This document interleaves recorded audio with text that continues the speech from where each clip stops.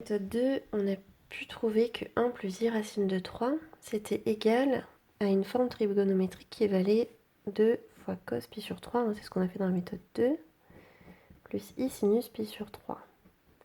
Dans le cours, donc c'est en fait la nouveauté de cette année, c'est ce qu'on appelle la forme exponentielle. Et on vous dit que la forme exponentielle, c'est 2 fois exponentielle iθ. Et on a dit ici que θ, c'était pi sur 3. Donc voilà, j'ai fini, j'ai bien trouvé la forme exponentielle de 1 plus i racine de 3. Donc je ne sais pas beaucoup plus que ce que vous avez fait l'an dernier. Une nouveauté du coup aussi, mais vous allez voir que c'est pas beaucoup plus compliqué non plus, c'est je commence avec la forme exponentielle et j'aimerais trouver sa forme algébrique. Donc je vais faire l'inverse du procédé que j'ai fait depuis tout à l'heure. Donc je vais commencer par remplacer, donc je sais que l'exponentielle d'θ c'est cos θ plus i sinus θ, donc ici c'est cos, alors θ c'est 3 pi sur 4, plus i sinus θ, donc plus i sinus 3 pi sur 4.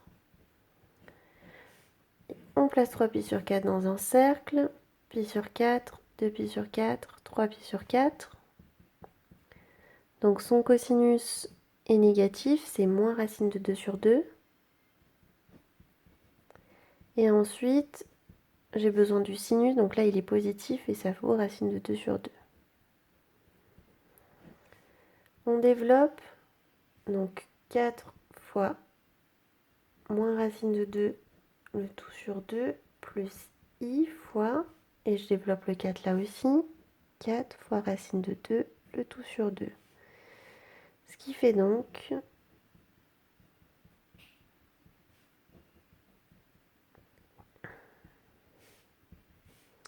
4 divisé par 2, ça fait 2, donc ça fait moins 2 racine de 2, plus i fois, pareil, 4 divisé par 2, ça fait 2 racine de 2.